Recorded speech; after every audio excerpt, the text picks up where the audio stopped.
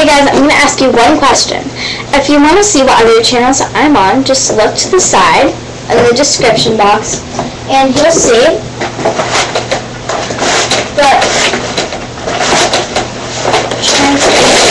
to do that. So my name is Madigan from Passionate F, and you'll see the other channel I'm on, and I'll have a link to it too.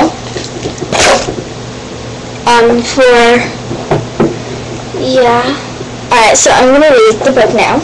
Wait till Helen comes. Chapter by chapter, I'm going to read the first chapter right now. This may take about 10 minutes, okay? Here we go.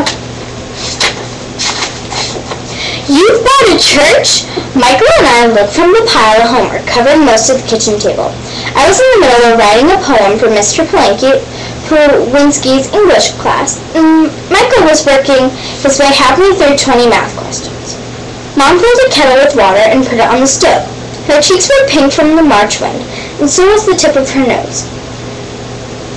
You and Molly will love it, she promised. It's exactly the sort of place Dave and I have been looking for all winter.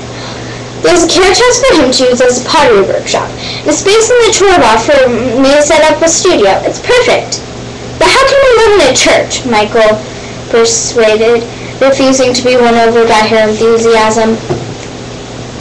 Oh, it's not really a church anymore, Mom said. Some people from Philadelphia bought it last year, and they built an addition on the side for living headquarters. They were going to set up a boutique store in the actual church, but after doing all that work, they decided they didn't like living in the country after all. It's not in the country? I found a little at the cat I was doodling in the margin of my notebook paper. Morgan, sorry, I don't know. Mom smiled and gazed past me. Out our kitchen window, an intimacy of Overton's window directly across the alley. I had a feeling she was seeing herself standing in front of an easel working on one of her huge oil paintings, far from what she called the soul-killing life of the city. She had a maddening habit of drifting away into her private dream world that right when you need her most. Where is the church? Where's the church? I asked loudly. Where is it? Where is it? Mom poured boiling water into her cup and added honey. It's in Helen, Maryland, not far from the mountains. It's beautiful, just beautiful, the perfect place for painting and potting. What about Molly and me? What are we supposed to do while you and Dave paint and make pottery? Michael asked. You promised I can be in the enchantment program this summer, I said, thinking about the creative writing class I was planning to take. Will I still be able to? Yes. And what about the science club? Michael asked. I'm already signed up for it. Mr. Phillips is going to take us to the aquarium and science center, even to the Smithsonian in Washington. Mom sighed and shook her head. I'm afraid you two will have to make other plans for the summer. We'll be moving in June, and I can't possibly drive all the way back to Baltimore every day. But I've been looking forward to science club all year. Michael's voice rose, and I could tell he was trying hard not to cry. You'll have plenty of woods to explore, Mom said calmly. Just think of all the wildlife you can observe. Let's see, you can observe for a living. And the insects you can add to your collection. Why, the day Dave and I were there, we saw a raccoon, a possum, and a woodchuck and dozens of squirrels. Mom leaned across the table, smiling and hoping to convince Michael that he was going to love living in a church way out in the country, miles away from Mr. Phillips and the science club. But Michael wasn't easy to convince. Slumping down in his chair, he mumbled, I'd rather stay in Baltimore, even if I never see anything but cockroaches and pigeons and rats. Oh, for heaven's sake, Michael, Mom looked irritated. You're 10 years old. Act like it. As Michael opened his mouth to defend himself, Heather appeared in the kitchen doorway, responding, no doubt, to her built-in radar for detecting trouble. Her pale gray eyes roved from Mom to Michael, then me, then back to Mom. With the expression on her face, I'm imagining she was hoping to witness bloodshed, screams, and a grisly scene of dramatic violence. "Oh, Heather, I was wondering where you were." Mom turned to her, infusing her voice with enthusiasm again. "Guess what? Your daddy and I found a new place for us to live, way out in the country. Won't that be fun?" She gave Heather a dazzling, romper-room smile, and reached out to embrace her. With the skill of a cat, Heather sidestepped Mom's arms and peered out to the kitchen window. "Daddy's home," she announced without looking at us.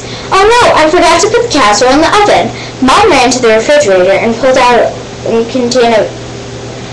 concoction of eggplant, cheese, tomatoes, and burger shoved into the oven as Dave opened the back door, bringing a blast of cold moisture into the room with him.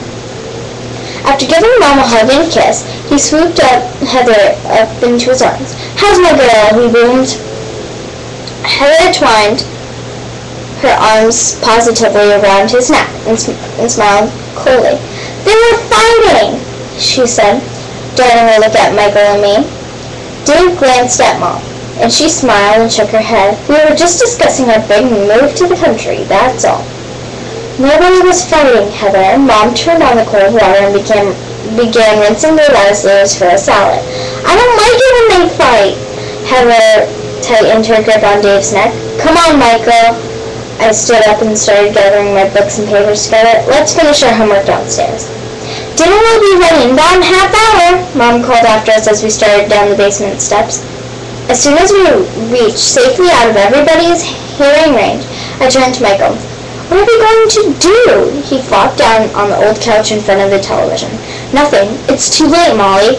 We've bought a church and now we're moving there. Period."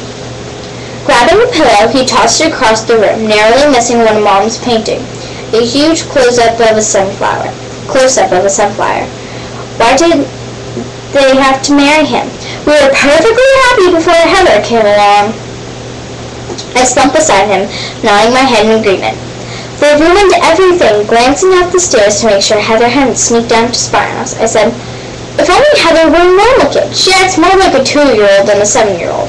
And she's mean. She tells and lies. She does everything she can to get us in trouble with Dave.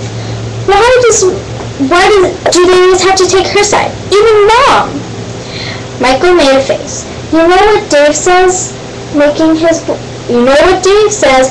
voice deep and serious? He said, "Heather is an unusually imaginative and sensitive child, and she suffered a great loss. You and Molly must be patient with her." I growled, "How long can we feel sorry for her? And be nice to her. I know it must have been horrible to see her mother die in a fire, and be too little to help. But she was only 3 years old. She should have gotten over it by now, Michael." He nodded. "If Dave would take her to a shrink, I bet she would get better. My friend Martin's little brother goes to some guy in Towson, and it's helped him a lot. He plays with dolls and draws pictures and makes everything out of clay." I said, "You know perfectly well what Dave thinks of shrinks, Michael. I heard him tell Mom, all they do is mess up your head." Michael got up and flipped on the TV. Speed Racer. With one eye on the screen, I set about doing the rest of his math, while I sat there doodling more cats instead of finishing my poem. After a few minutes, I nudged Michael. "Do you remember that movie we saw on TV about this little girl who died in horrible things to her enemy? Who did horrible things to her enemies? The Bad Seed?" "Yes, that was it. Well, sometimes I think Heather's like that girl, Rhoda. Suppose she burned her mother up on purpose the way Rhoda burned the janitor." Michael peered at me over the top of his glasses. "You're crazy, Molly. No 3-year-old kid can do anything like that." He was speaking to me as if he were a scientist explaining something to a child instead of a 10-year-old boy addressing his 12-year-old sister. Realizing how ridiculous I sound, I laughed and said, "Just kidding," but really, I wasn't. There was something about Heather that made me truly uncomfortable, no matter how hard I tried. Okay, we have to stop here. Alright, bye guys. The next video will continue this page. 5, 3,